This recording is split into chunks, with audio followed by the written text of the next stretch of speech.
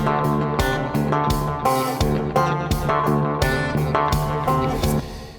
is party time. Welcome to another episode of the Chad Prather Show. It is Tuesday, which you know that's just Monday's hangover, and we're going to do it all over again. We're in the mothership, Studio 22, the Puppet Master Mark. Let's love Brandon, driving us into the nether regions of all things insanity. And as you know, Chris Cruz, he's been in Israel. Is he still in Israel? Do we know? Do we know where on the globe he is? Allegedly, he's still in Israel. Yes. Yeah, allegedly. No word on whether or not he's converted to Islam. Yeah. He has been kidnapped in Israel. He's over there under the Iron Dome. Jamie Kilstein is with us. Welcome back, dude. Yeah, I haven't seen you in 2 years. I mean, there was definitely like a pandemic in between seeing each other. Yeah, it's sure. Probably closer to 3 years since I've seen you. Yeah. It's good to see you, bud. You still in California? No. I actually escaped? I said this on Glenn's show, but it's so true that I have to say it again. Where you know how people say you become more conservative as you get older. Yeah. If you look at where I've moved, you can map it. Where I went from Brooklyn to in most of my 20s, LA. Then during COVID, I was in Arizona, then Texas, then West Virginia. Now back to Texas at 40. So I'm like, I've done it. And I remember you, because you texted me a while back, the first move to Texas. I remember that now because you told me. Yes. So and I didn't know if you'd moved there, you were just spending time. No, so Austin's been kind of my home base, which seems appropriate for sort of someone who is about where you need sort to of be. Conservative, sort of liberal. I'm like, all right, I got like gay artsy friends, and then like Tim Kennedy can teach me how to shoot a gun. It's fine. Yeah, Austin seems about where you need to be. I think so. Yeah. It's a good, it's like the in-between before I just get a cabin in the woods and start writing angry letters to the government. Yeah. I feel like Austin can kind of ease me into my eventual conservatism. I'll tell you what's funny about people will ask me from time to time about you, and they'll say, how's Jamie Kilstein? And they're like, how is he as a person, right? Yeah. Not like your health or anything. They're just like, how's Jamie? Because they'll.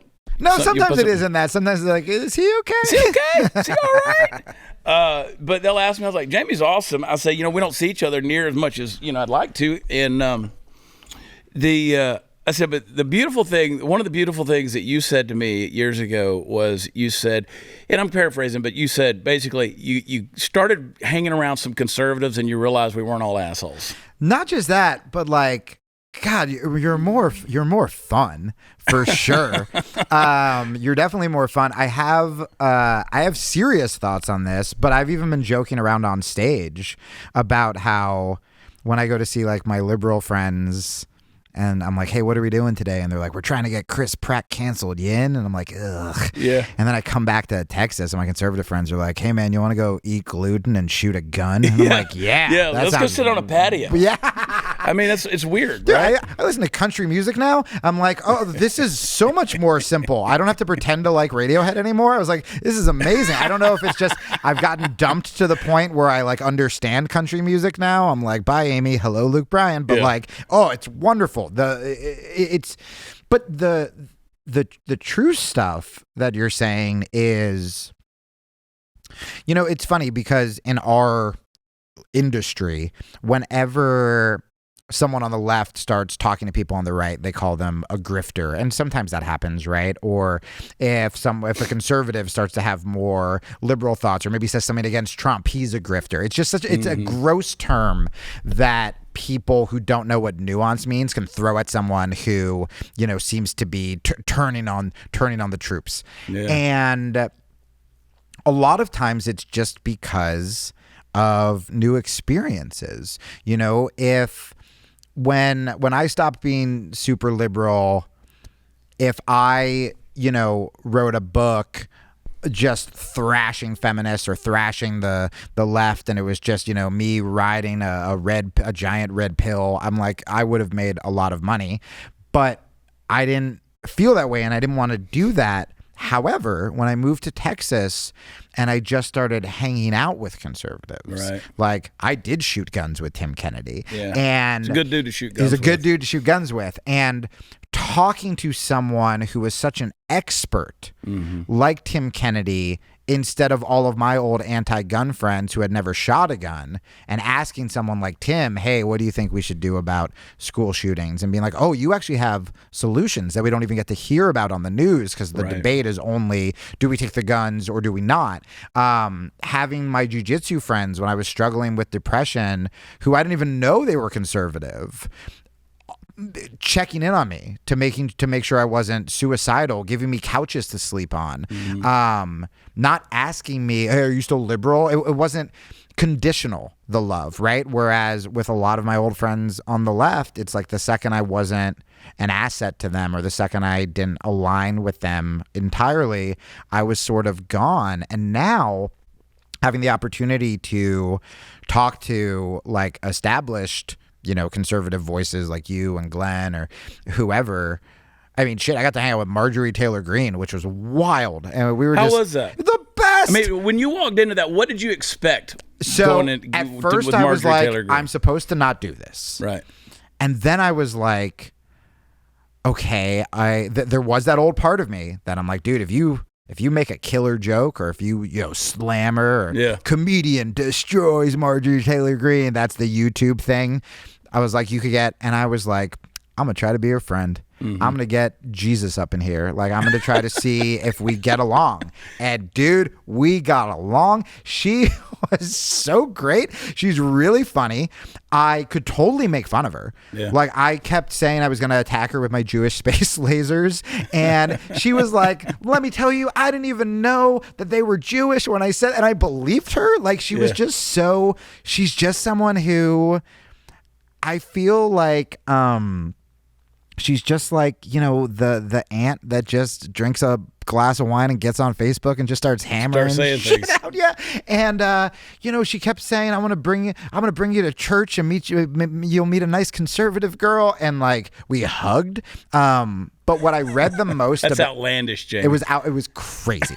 And I think at one point I asked her, it was when she made that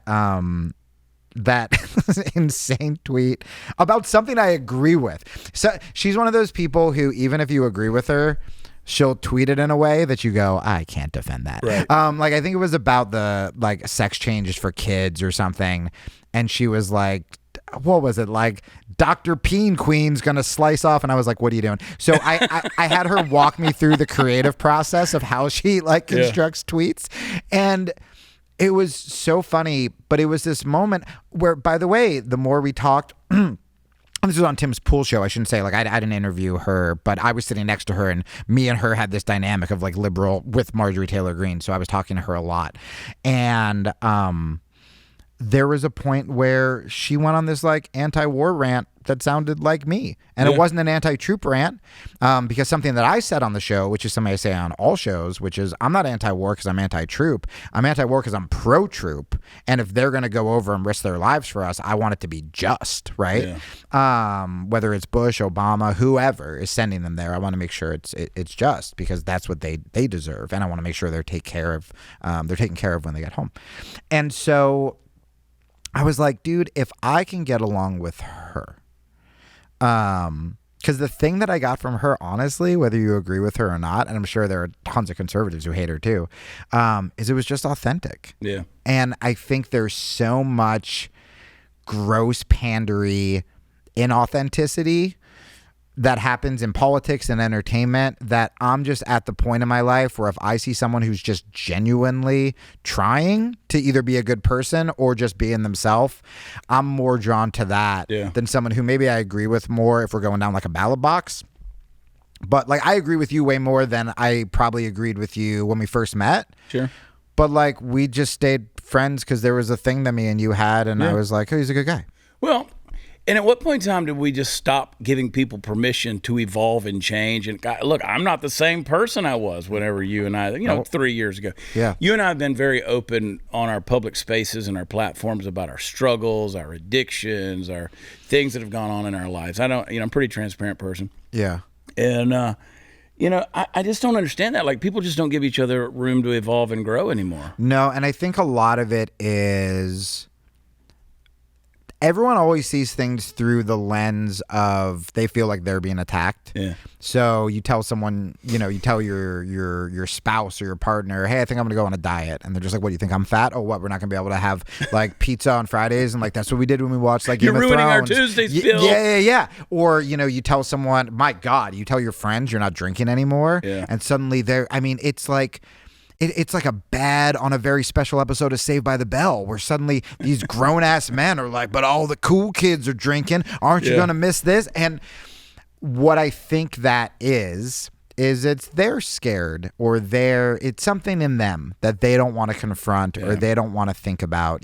I probably avoided talking to conservatives for a really long time because there was something in me. I had issues with masculinity. I had issues about money. I had issues, a lot of things. There were a lot of things that conservatives were saying that probably would have helped me a lot. Things about personal responsibility, things about victimization, and I was like, but they're the bad guys because I've been told they're the bad guys. And so I really robbed myself of years. I remember the first time I heard Jordan Peterson, I literally thought this was going to be some insane Canadian guy talking about lobsters and being like, we got to go beat up trans people. Like, I just thought, because that's what I heard about him. And then I remember I watched him like late at night, like if you're hiding porn from your wife, like the lights were off, and I like YouTubed Jordan Peterson. I probably put a VPN on and immediately deleted your browser history. Yeah. No, you can look at Bang Bus, just I don't want them to see the Jordan Peterson stuff. Yeah. The midget donkey porn can stay. That's Get fine. rid of JP. And literally, I'm watching this guy, and he's like, "You should make your bed," and I was like, God damn it, I guess I should start making my bed. Yeah. And it was just these like simple things that I was like, oh, I can disagree with him on some political stuff, but I can also, when I first started listening to Jocko, listening to Jocko probably saved my life. Really? Yeah. And I would just assume that, well, he's more conservative or he's a pro-military. This is the very old version of me. Yeah. And just listening to just a man telling me to like get my shit together and take responsibility was so obvious and so simple now that I look at it. But dude, like I needed that badly. So not only have I been like, yeah, conservatives aren't assholes, but even when we disagree, a lot of this conservative mentality, finding like starting to like dig into like religion, just everything that I didn't. I was just telling Glenn too. I went to the Lincoln Memorial for the first time, and I was just like, Jesus, am I patriotic? This is amazing. Why have I never gone here? I've done shows in DC, but I was like, I just assumed patriotism was only for conservatives. I just assumed that God was only for conservatives. I just assumed that personal responsibility or taking care of yourself or not being ashamed of being a man, but actually like taking back masculinity is just a conservative thing. And maybe it is just a conservative thing, but it's a conservative thing that I want a part in because it's making my life better. Do you feel like, and we're going to go to a break here in about a minute, but do you feel like is it the labels that are getting in the way? Yes. Because we put the label on somebody, we classify them, we file them away, and it's like, I don't want to deal with that person. And then they're afraid they can't go outside the box. Yeah. I'm afraid if I literally go, if I tweet that kids shouldn't get sex change operations, I'm going to lose my liberal fans. Right. If I tweet that, hey, also not all gay people are groomers, and in fact, a lot of gay people are infuriated by sex changes for kids, and some of them just want to be people and be left alone. Now conservatives will get mad at me, and you're always thinking, especially in this Twitter world, of labels. And I think there are so many people listening to your show who would identify as conservative, preferred pronouns conservative, and I think that there are liberals who want to criticize their tribes and are afraid they'll get booted because things are so extreme now, when in reality there are a lot of conservatives who are like, I don't care what gay people do, like, legalize weed, I don't care. And there are a lot of liberals who are like, yo, we're getting carried away with this, or I don't think kids should wear masks or whatever. And those people are the ones that need to be the loudest, and they're the ones who feel like they should be the quietest because they don't want to get in trouble. We've marginalized the majority. Yep. That's what's happened. More on this. Hey, folks, it's not going to last much longer. I've been telling you about this sale that they're having at My Patriot Supply. $250 off of the 3-month emergency food kit from My Patriot Supply. That's the Ready Hour kits. Those are the ones you need. Save $250, lowest price since 2019. But you got to do it now because they're about to end this thing. Go to my website, preparewithchad.com. Get the $250 savings on the popular 3-month emergency food kit. You get all the stuff, the breakfast, lunch, dinner, drinks, snacks, 2,000 calories a day. If things really get bad, they get... And look, I'm not talking about Armageddon here. I'm talking about a snowstorm. You know, the power's out, something like that. You need to have it ready for your family, and you're going to need it one day. It's going to happen, so don't waste this chance to get it at a great price. My Patriot Supply, they're the nation's largest preparedness company. Their mission is all about your survival. So it's not about food, it's about freedom, folks. Go to preparewithchad.com. Save $250 per kit. It's going to ship fast and free. It's going to come in the unmarked boxes, so it's, discreet. Preparewithchad.com. Get it while it lasts. We'll be right back.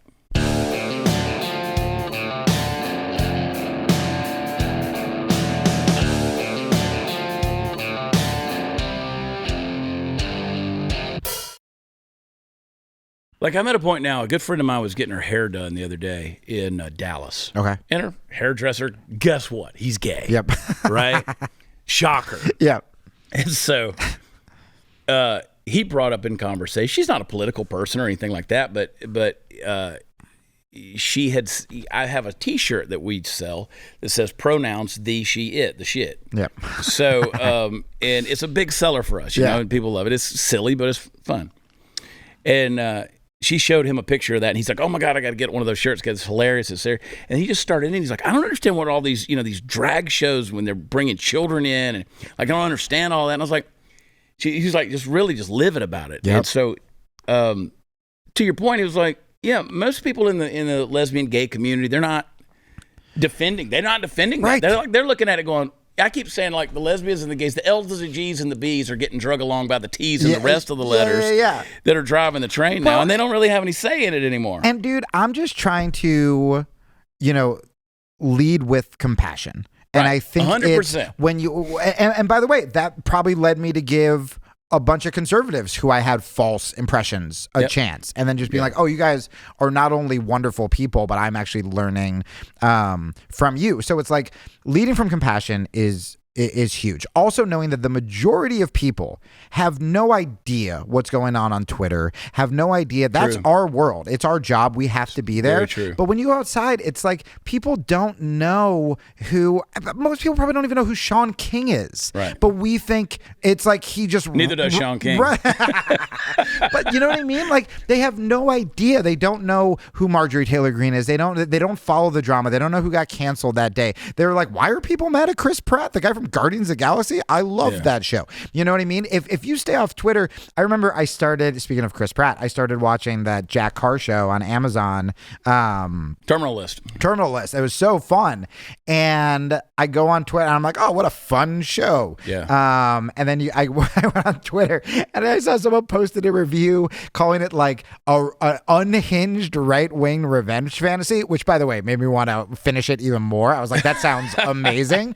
But if you stay off Twitter, you can just enjoy things for what they are. You can talk to people who disagree with you. I mean, when I do stand-up shows, it's a mixed audience. And I tell them at the end, I go, hey, you guys just shared one of the most intimate things you can do with a group of people. You sat in a dark room and you laughed about inappropriate things with people who disagree with you. And if we turned the lights on right now and we started talking, would probably all hit it off, would probably all get along. But that doesn't exist. I had a moment with a gay dude at my show in Chattanooga where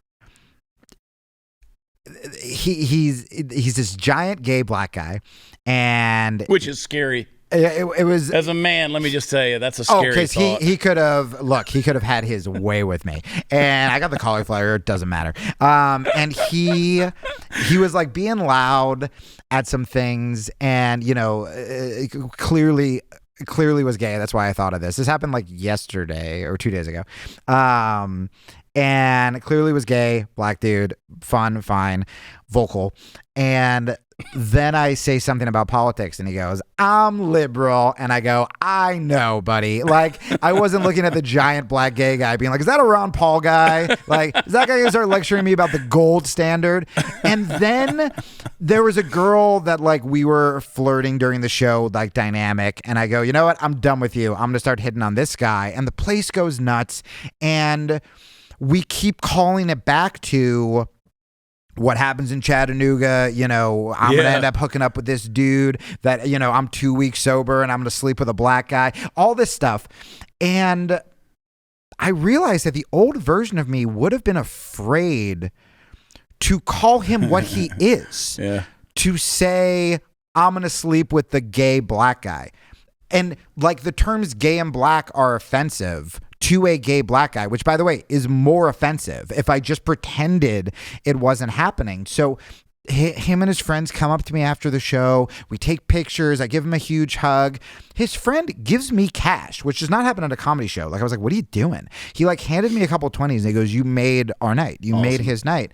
And it was one of these things where, you were talking about it almost from a conservative lens, but I'm talking about it from a too progressive lens, that if I was, no, because he's gay and black, I can't make fun of him and I can't make jokes and I can't acknowledge what he is. And if I say that I want to sleep with him, well, that I'm using him as a stereotype, as a, you know what I mean? Or like all of this just gross stuff. And instead it was, we all had a blast. You had a blast. And the thing about it is, if you look at the flip side of that, you were doing self-deprecating humor about yourself at the same time, right? So it's like I've always said, I don't care if you're gay, straight, black, white, fat, skinny, trans, I don't care what you are. If I'm going to make fun of me, I get to make fun of you. You walked into this realm. I'm going to make fun of me. We're going to make fun of you. Ridicule is in the job description. You're in a comedy club. And if you just lighten up a little bit, we'll all have fun and realize we're human. And dude, don't you laugh the hardest at, do you know Nate Bargatze? Yeah. So Nate and I came up around the same time. Yeah. And we both got this huge industry, the Montreal Comedy Festival, it's called. And it's this big deal where if you get new faces, it's like you're supposedly like made. And, they picked me and I was like the liberal guy. And Nate, who I don't even know if he was like that conservative, but it's like he was just known as this conservative guy because he was Southern or whatever. Right. And I assumed that me and Nate would be enemies, and I assumed that I wouldn't like him. And this is like the height of my super progressive, I had no conservative friends, whatever. And he had a joke, and I wish I remembered it, but I mean, if you don't know Nate, go watch Nate. He's great. Incredible. And he's also so famous now. I should have been a conservative. But he had a pro Walmart joke. And I had never heard anything like it because I was just in, woke Brooklyn and whatever. And I laughed harder than I've ever laughed in my life. And because I was like, it's not something I believed. It was making fun of me. Yeah. And then I remember the next year I got into Montreal, and the three people who had these one-man shows, it was me, it was Bill Burr, and it was Patrice O'Neill. And it was me and my very progressive partner. And Patrice had me open for him. He liked me for whatever reason. And we watched Burr's set and we watched Patrice. And the loudest we laughed, it was when Bill was doing all that material about, being mother's the hardest job. And he would start describing like, men out at sea and comparing that to like giving your kids graham crackers and stuff. Yeah. And it was quote unquote sexist material. And I was, I remember how that laughter felt. And I see a lot of comedy and I'm numb to a lot of comedy. And it was so much funnier because it was attacking something that I thought I believed so securely in, and it was making me think in a different way. Yeah. And to me, it's like, dude, that's the best comedy, whether it's offensive or not, whether it's punching down or punching up. It's like, if it's challenging you and making you laugh, oh my God, that's the best.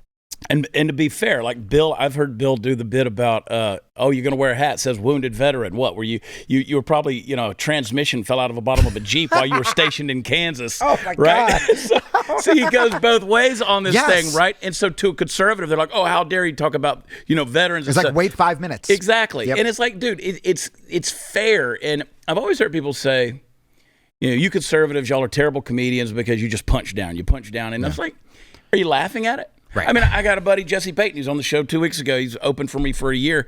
And I was like, people say he tells too many dick jokes, but the place is erupting in laughter. Yep. Right. So again, it's everybody's trying to get offended. The comedians are offended because the jokes aren't right, or the audience is offended because you made fun of the wrong people group or whatever the thing was. I have a joke now. It's so old. I have my favorite joke right now is it has a slur in it that would get me in trouble from the left, and it has political. It has a line about the Supreme Court that make people on the right go back, and then the whole thing's about. I mean, it's a sex joke about something incredibly dumb that I did, and it is so funny because it literally kind of brings everyone together. Yeah. Where the people who tightened up about one part of the joke laughed at the other part. The people who tightened up about the other part went, oh, well, he said that other thing. And the whole thing's kind of making fun of me. And that kind of freedom is, I think, what a comedian should have. You should be able to make as many dick jokes as you want if it's if they're funny, If right? they're funny. Dude, and also for me, the best comedy, and this is what makes Nate and Bill so good, is if you're being authentic. When I was a super preachy, self-righteous, whatever, and I was really political, I was like, any comedian who's not talking about the Iraq war is like a bad comedian. If you talked about dating, I thought that was hacky. And now the first half of my set is about dating. And I think it is the edgiest material I've ever done. I think it's edgier than when I talked about drones on Conan. I think it's because it is. Back then, I meant the political stuff I was saying. It wasn't inauthentic. But there was definitely part of me that was writing it because I thought I was supposed to be writing it. Right. I'm like, this is the comedian I'm in. This is the box I'm in. This is the character I am. Every newspaper would double down and be like, this is the next Bill Hicks, or compare me to Carlin. So I was like, I can't talk about personal stuff. I have to, okay, well, I have my war in Iraq thing and I have my legalized weed thing. I guess I got to write an abortion thing, even though I don't want to. But I remember sitting there with a piece of paper that just said abortion, and I'm just staring at it. I'm like, I don't want to write about this. And so then when I started talking about being single for the first time and being depressed and how I don't want to be on dating sites, and how, now my set, and this just happened with crowd work. I don't even have material yet, but with these shows I've been doing, the dating stuff's starting to morph into kind of I'm telling some debaucherous sex stories, but it's kind of leading into me being like, I just want to find a nice conservative girl and just get settled down and go to church with her. And that to me is so much edgier than me yelling about whatever, because these are actual thoughts that I never thought I'd have before that I'm having, and also that people can relate to. Well, and the great thing about you, Jamie, is through all the insecurities and the things you've dealt with in the past, you've evolved. I love the fact that you are where you're at. Thanks, man. It's bold. Thanks, man. It's freaking bold That just means to a be who you are and to change and embrace it. Well, and I'll shout you out too, because, and again, I hate to, I don't want to be divisive. My goal is to bring people together and tell people on the right, hey, there are cool liberals who don't want to groom your kids, and tell people on the left that yo, there are cool conservatives who actually want to protect you and would have your back.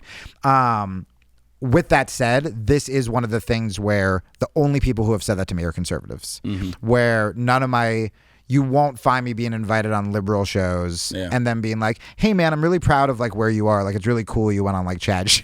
Yeah, you know what I mean? And that is something that is a bummer to me, where I think that even if liberals disagreed with everything you said, you could have a really cool conversation with a lefty comic who sat here if they gave it the chance. And that's, if you truly care about your issues, you want to talk to people on the other side to either learn and evolve your position, which is happening with me a little bit, or convince them, Or just get along, and then you go, oh, I guess not all conservatives are Nazis. I guess not all liberals are groomers. Isn't that a better world? It's a way better world.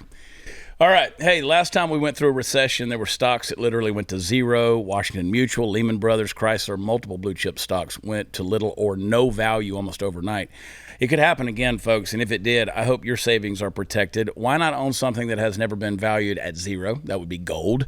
Historically, your best hedge against inflation, which is rising like a hockey stick as we speak. The savviest Americans diversify their savings to protect them from downturns in the market, from global instability, and from a falling dollar. Here we go. We got to push gold standard, baby. Do you have yourself ready for this? Folks, listen, Birch Gold Group will help you hold gold and silver in a tax-sheltered retirement account. In fact, if you've got a 401k or IRA that's underperforming, text CHAD, I spell it Chad, to 989898. You can convert that into an IRA in precious metals right now. Text Chad to 989898. Birch Gold's going to send you a free info kit on diversifying into gold tax-free. Hedge against the inflation, protect your hard-earned money. Get the free info kit, no obligation. Text Chad 989898. We'll be right back.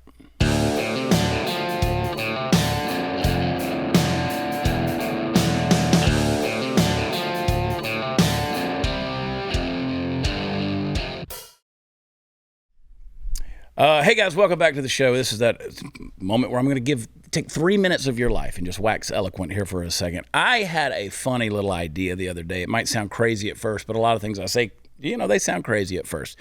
In fact, a lot of things I say sound crazy later on too, but that's neither here nor there. Anyway, here's my idea. Isn't it about time that we, the people of the United States of America, got to turn things around and audit the IRS for a change? Now, doesn't that sound like fun? It's sort of like that moment in a movie when the little guy who's been getting beat up over, just over and over again, finally takes a bat to the bully's knees, the mouse that roared. I just think auditing the IRS would be very satisfying and far less violent. And hey, kind of looks like maybe we should, because just a few days ago, it was discovered that the private information of 120,000 taxpayers, 120,000 taxpayers, let's add that zero, was accidentally made public on the IRS website for a year.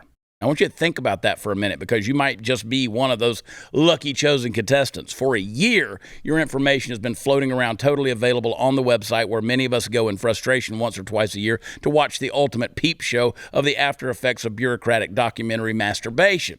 And if that put a rough image in your head or a sour taste in your mouth, well, I'm sorry. I'm pretty worked up about this. Now, according to the IRS's PR wing out there doing God's work trying to tamp this down, the exposed information isn't, such a high privacy level that it should not compromise any individual or business credit. Well, whoop-de-freaking-do, IRS. I mean, you think that shit would fly if it was somehow turned around the other way? If I sneeze on my tax form and a little drop of snot covers up a period, you're going to audit my ass, so what gives? How come we, who are supposedly a nation full of free people, have to just take this line down? I mean, seriously. We're talking about the second most stickler for the rules of the properly filed paperwork behind the damn DMV, for God's sake. And listen, I know that mistakes happen. Whoever screwed this up went in and fixed it and probably got himself or herself a royal ass chewing from on high, always assuming, of course, that this wasn't done on purpose. Who knows anymore? But there's no word that I've heard in connection with this story that the person got fired, no departmental shakeup, no deep apology on the part of the IRS to the public that it, so supposedly serves. In fact, you know what they're going to do? This bureaucratic clown car driving us over the cliff, they're going to hire 87,000 more clowns. That's what I mean. Jesus, come get me. I can't live in this world with this many morons pissing into the punch bowl and ruin it for everybody. That's why I want to audit them. At the very least, I want them to know that their mistakes are every bit as important as mine. More important, in fact, because what happens the next time they accidentally leaves people's information up on their website for a year? What if this time it does contain sensitive information? The amount of trust that we are forced to engender in this unelected, bloated, and feckless institution metastasizing within our government body is crazy, folks. And hey, if anyone from the IRS is watching or listening to this right now, I'm a comedian. I make jokes. I don't mean anything that I'm saying right now. Hell, I didn't even write it. I don't even know where this information comes from. Go after Josh Jennings. That's the guy who wrote it. Yeah, I love the IRS. I trust you completely. Oh, boy. I'm glad we're broke. We don't have any money. We're comedians. It's the best. We have no money. No, we get half off of some drinks at the show. Get one drink ticket and then half off Bud Lights. That's funny. No, but you're right. I mean, it's crazy how, anyway. you're trying to kind of find a place to land right now, though. Every time I see you, you're sort of like me in that regard. You're always on to the next thing. Yeah. There's tons of ideas and just opportunities and stuff like that. And the beauty, we had Riaz Patel. I don't know if you know him or not. He's two-time Emmy-nominated TV production guy. He's a gay Hollywood guy, right? Yeah. And he was on the show. He's left-leaning, he's liberal. He's good friends with Glenn. He came on my show. We just had the best conversation. I'm like, why can't we, what you and I do, why can't we just have these conversations? I know. But again, I keep saying you get woke, you can't joke. Yeah. And so there's no nuances anymore. There's no satire, there's no. Or we would have to be against each other. Right? It would have to just be like, he thinks this, and I would have to be a caricature of the left and you would have to be a caricature of the right. And I think that, dude, I mean, if we had a show where we just made fun of everyone, right, and not even in when you were talking about like punching down or punching up, I still think there's a difference between like calling out bullshit on both sides, right, and bullying. Like bullying isn't good comedy. No, that's not. No, but that's not punching down or punching up. That's usually unfunny people. So my dad, I'm sure people like that have people like this in their family. We have a text thread and a family text thread, and then we have separate family text threads for when we need to trash someone on the family text thread. And never get those confused. Oh my God. Whenever I get like 3 or 4 texts within the same hour that are like, hey man, just like checking up. Hey Jamie, just thinking about you. I'm like, there's a text thread about me. Yeah, somebody's talking about you. Tweeted something where they're like, Jamie's depressed. But so there was this one moment where my brothers are hysterical. They're funnier than me. They're sharp. They're smart. And when we make fun of each other, we can go for our weak spots because it's coming from love and they're just funny. And then like every once in a while, my dad would jump on the text thread and be like, yeah, and Jamie's a disappointment. And we're just like, what is that? And so like we'd be texting him. We're like, is dad just getting mean as he gets old? And then we're like, no. He thinks he's just ribbing. He's just goofing. And a lot of times people who aren't funny, they think that mean is funny, right? Like even when I get interviewed and people go, oh, were you the class clown? I'm like, no, the class clown beat me up and called me gay. Like the class clown was usually the hack. The class clown was just loud and yelling at the teacher and, just obnoxious. Yeah. And like a lot of times the comedians were just the ones like sadly in the back, like reading or whatever, not getting laid till college. Like we were just the awkward ones. Right. And so I think that you could have a show with someone who is left-leaning and right-leaning if they sincerely like each other. If we sincerely like each other, we can even make fun of each other all day. Of course. And it's great. And you could make fun of the right and I can make fun of the left. And then we could both make fun of the other and be like, oh yeah, that is ridiculous. And in fact, if done right, comedy can usually illuminate the bullshit on both sides. Yeah. And that's what it should be for. It should be putting a microscope up to the establishment in general. And like bad news for liberals, if the establishment's on the left, it's your responsibility to call them out too. Yeah. You can't just pretend,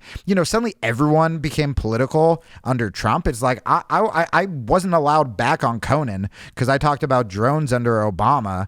And you guys are acting edgy, making political jokes and being like, Donald Trump's orange. It's like, that's hacky now. That's hacky. You know what I mean? Like, you talk about punching down. A deal like that's crazy, but you're exactly right on that. Hashtag all orange people matter. Hey, hotter weather used to mean goodbye to a good night's sleep until I discovered Cozy Earth. Cozy Earth bedding is so soft, luxurious, temperature regulating. I love sleeping in it. There's a good reason why Cozy Earth has thousands of 5-star reviews at CozyEarth.com. It's truly awesome bedding. I love it.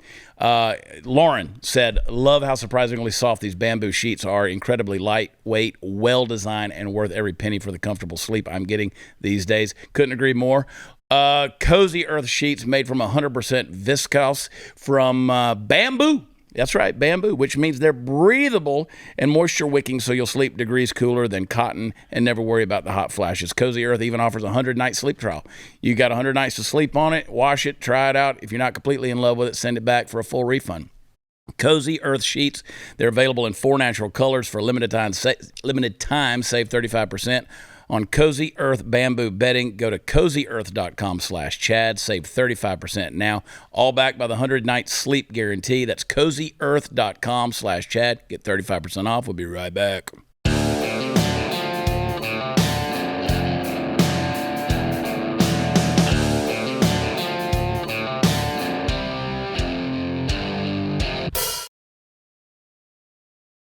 Are you staying pretty busy with live shows schedule?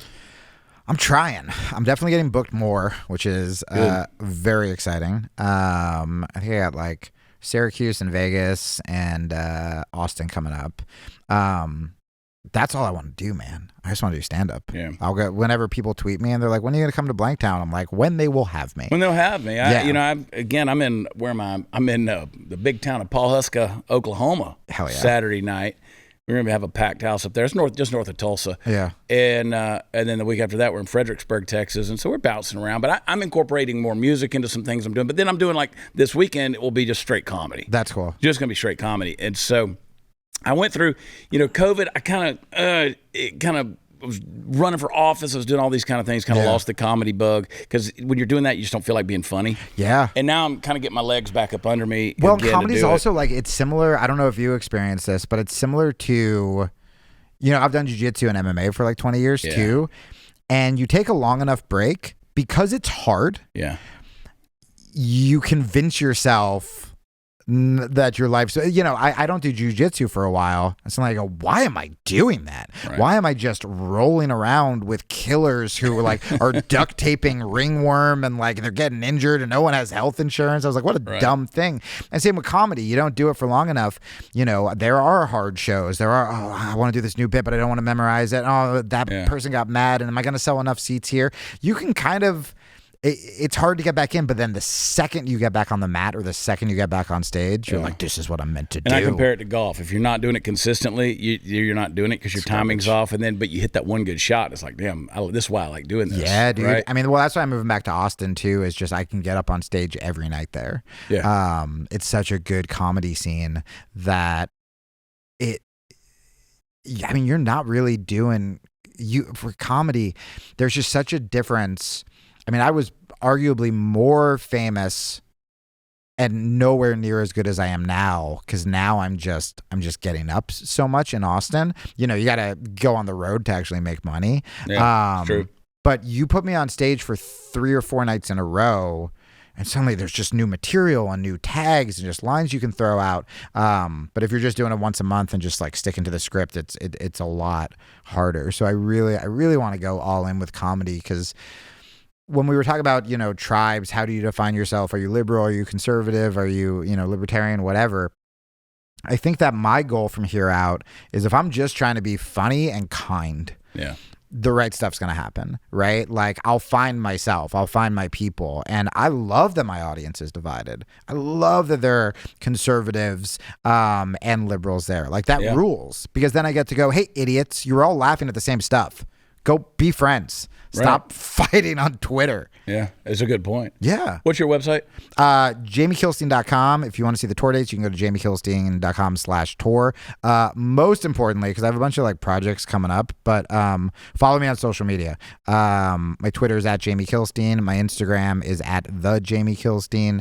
And I'll and he just needs to find a good conservative Christian girl. Guys, that sincerely is, I know I should be trying to get more stand-up dates and a bigger audience. Find me a sweet conservative Christian girl. Just 5'2", we can go to Chris Stapleton shows together. That is what I want. We can go shooting. That is specific, Jamie. Yeah, it's what I want. Yeah. I like it. Yeah. There's surely somebody out there.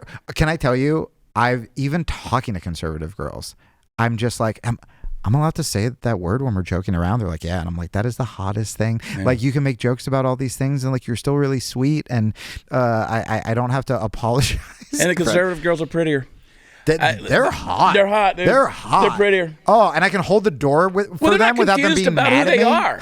They're not confused about being a woman. Yeah. You know what I'm saying? And they're not trying to cut their hair off and, wrap their boobs or whatever. Conservative girls, slide in my DMs at the Jamie Kilstein on Instagram. At the Jamie Kilstein on Instagram. Hey, conservative girls, you can slide into my DMs too. I'm taking, but I'm always willing to see what's up. Yeah. My girlfriend never watches this far into the show anyway. Dude, a couple minutes before a break, but I've started doing divorce jokes because I went through a divorce 2 years ago. So I'm like dealing with that. So I've started, and a lot of people, they'll come to my show and they don't realize that I'm divorced, right? So I'll bring it up and it's like, oh, they've got to get over their shock first because they're hearing it. Right. Because everybody doesn't see what you post on social media. Right. So they're kind of, so you got to take them through the little shock and then you got to, but that's been fun. I mean, because again, life happens. Dude, life happens. You might as well have fun with it. It's so important. And the tweets I get the most whenever I do a conservative show are people who are like, it won't be something political, I said. It's, I throw in something about a heartbreak or about my cat dying or about with depression or suicidal thoughts or whatever. And they're just like, me too. And suddenly, I tweeted that once because I have a ton of liberal followers still. I'm sure most of them have muted me by now, but but they didn't unfollow. So my numbers are still looking good. Where I was like, hey, you guys know like conservatives have suicidal thoughts too, right? And like depression and go through divorce. And, you know, when you talk about that stuff, it humanizes you, but it also, you know, you forget because me and you are both comedy people, so we're self-hating. But like people look up to, I was going to say you, but I'm going to own it. People look up to us. They do. And when they can go, oh man, this dude I really like, he got divorced. Maybe I don't have to feel like such a broken piece of garbage for also being divorced. And then maybe the goal should be, what do I need to work on and now, because once you can laugh at yourself, that's the first step. But then the second step is taking charge and doing something about it.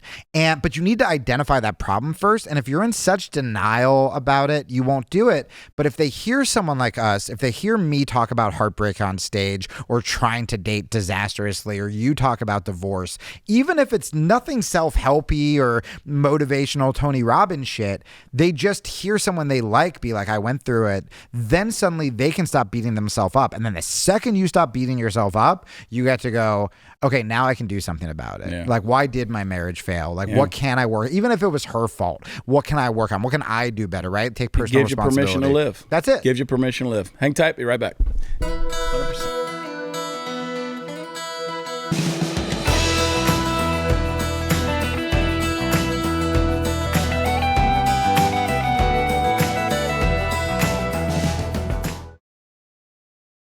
JamieKilstein.com. You can see it right there in that lower third on your screen right there. And I want to encourage everybody, go to watchchad.com. That's my website.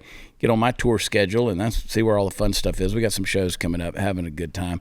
But, man, I love you, brother. I appreciate you. I love you too, man. And it's been too damn long. Let's get together quicker than I know. Well, now that I'm in Texas, like I'll come up just to hang, and hopefully I'll be doing more stuff here. And, you know, if any of your openers get canceled and you need someone else, same here. I want to come make jokes with liberals in the audience. Dude, that would be so fun. Why? Maybe that's the move. That's the move. Is you put a comedy. No one's done that. Is you put a comedy tour together with both. But not the preachy ones on either side. Spy versus spy, baby. Oh, that I like it. So fun.